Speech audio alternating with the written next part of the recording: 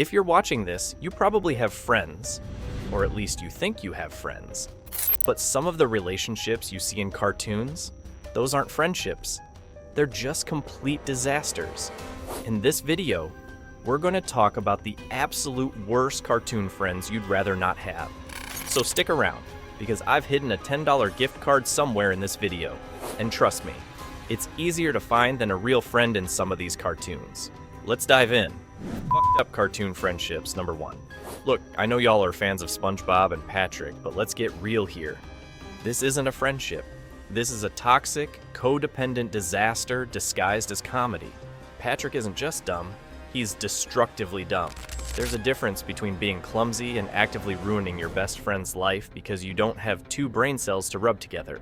Think about how many times Patrick has done something that's gotten SpongeBob in serious trouble. You remember that episode where Patrick pretended to be a genius just to get SpongeBob's respect? He kept the charade going for so long that SpongeBob started to question his own intelligence. SpongeBob literally had a breakdown, thinking he was the dumb one in the friendship. Imagine that level of emotional manipulation from your best friend. That's not just a bad friend. That's emotional warfare. Then, there's the time Patrick decided to help SpongeBob with his boating test and only ended up causing a huge wreck. Every time Patrick gets involved, things go sideways. It's like he's a walking disaster in SpongeBob's life, but SpongeBob is too kind to cut him off. Let's be real. Patrick is the friend who accidentally ruins your life and then says, "Oops, my bad." This dude would burn down your house trying to light a candle. Fun to hang out with? Sure. But if this guy is your best friend, you might want to reconsider your life choices. F that starfish. Likes Patrick more than SpongeBob. Patrick is a dirty, stinky, rotten friend. Next up, we've got the infamous frenemies, Tom and Jerry. Now, I know what you're thinking. They're not even friends, they're enemies? But hold up, because sometimes these two do act like friends. When it benefits them, of course. And that's where things get super toxic. One minute, they're trying to kill each other with frying pans and mousetraps, and the next minute, they're teaming up to take down a bigger enemy. It's like they forget all the horrible things they've done to each other just because they hate someone else more. That's not friendship. That's just convenience. Remember all those times they suddenly stopped fighting just to get rid of the bulldog or to outsmart the evil cat duo? It's like they're best buddies until the common thread is gone, and then it's right back to trying to knock each other out. That's not how friends act. Honestly, this friendship is just a never-ending cycle of betrayal. And you know what's worse? They could be good friends if they actually tried, but instead, they choose violence. Every single time. They'd rather see the other one suffer than actually get along for more than 5 minutes. Tom and Jerry, grow up. Alright, let's talk about a duo that everyone thinks is super tight, but underneath, there's some real toxicity. Finn and Jake. On the surface, they seem like the perfect pair. Best friends who go on epic adventures and fight monsters together. But when you really look at their relationship, things aren't as perfect as they seem. Jake is lazy, like really lazy. And because of that, Finn is often left to clean up his messes or take on more responsibility than he should. Jake might be the older, wiser friend, but he acts like a slacker most of the time, and Finn has to pick up the slack. Think about all the times Jake bailed on Finn to go do his own thing. Whether it was hanging out with Lady Rainicorn or just lounging around while Finn fought off some dangerous monster, Jake was nowhere to be found when Finn needed him the most. That's not what a good friend does. Finn is always there for Jake, but Jake isn't always there for Finn. And let's not forget how Jake constantly encourages Finn to take unnecessary risks.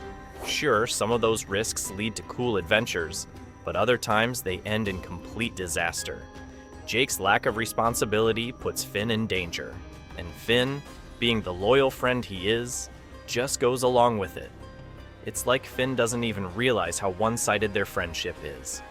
Finn deserves a friend who's just as committed and reliable as he is. Jake might be fun to hang out with, but he's definitely not the dependable friend Finn needs. Do better, Jake. Before we go any further, if you're still here and vibing with the video, you know what to do.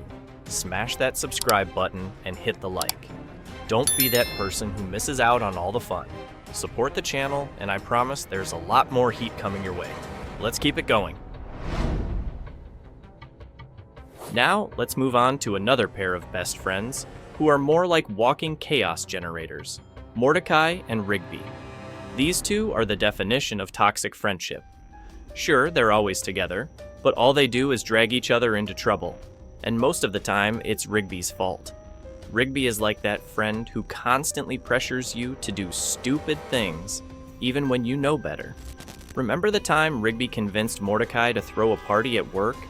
Yeah, that ended with their boss being turned into a ghost and a massive mess they had to clean up. Rigby always has these wild, irresponsible ideas, and instead of stopping him, Mordecai just goes along with it. It's like Mordecai doesn't have a backbone. It's not even like Mordecai doesn't know better. He's perfectly aware that Rigby's ideas are trash, but he's just too lazy or indifferent to say no. And that's the real issue here. Mordecai could be the voice of reason, but instead he's like, hey, why not? And dives headfirst into whatever chaos Rigby is stirring up. At some point, you've got to wonder if Mordecai is just enabling Rigby's terrible decisions. Like, this isn't just bad influence, it's straight up a cycle of self-destruction. Rigby pulls Mordecai down, Mordecai lets it happen, and they both crash and burn together. What kind of friendship is that? Get your shit together, guys. Last but definitely not least, we've got one of the most dysfunctional friendships in cartoon history, Bender and Fry from Futurama. This one is just a train wreck from the start. Bender is, hands down, one of the worst friends you could ask for. He's selfish, manipulative, and only cares about himself. And Fry's too naive to realize how toxic this relationship really is. Bender is the kind of friend who would steal your wallet, spend all your money, and then somehow convince you it was your fault. Let's go! I love stealing. I love taking things. He constantly drags Fry into his schemes, whether it's robbing a bank, cheating at poker, or scamming people for money. And Fry, being the gullible idiot he is, always goes along with it. What's even more frustrating is that Fry doesn't seem to get how bad Bender is for him. He's constantly making excuses for Bender's behavior, like, oh, that's just Bender being Bender. No, Fry, that's Bender being a terrible friend. But because Fry's so desperate for companionship, he lets Bender walk all over him. Bender, on the other hand, takes full advantage of Fry's loyalty. He knows that no matter what he does, Fry will forgive him. So he never learns, never grows, and never treats Fry with the respect he deserves.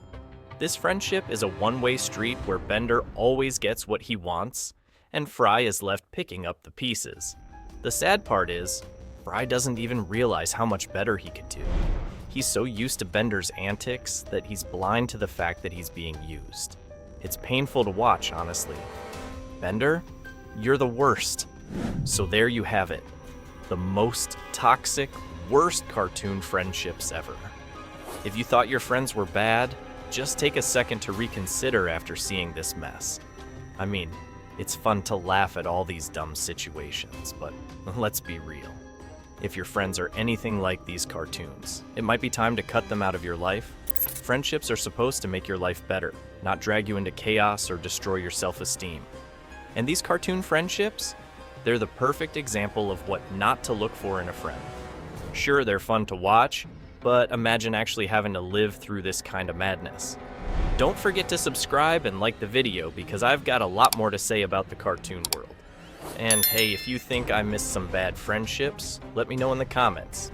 Maybe I'll do a part 2 if I feel like it. But probably not. Until next time, peace out.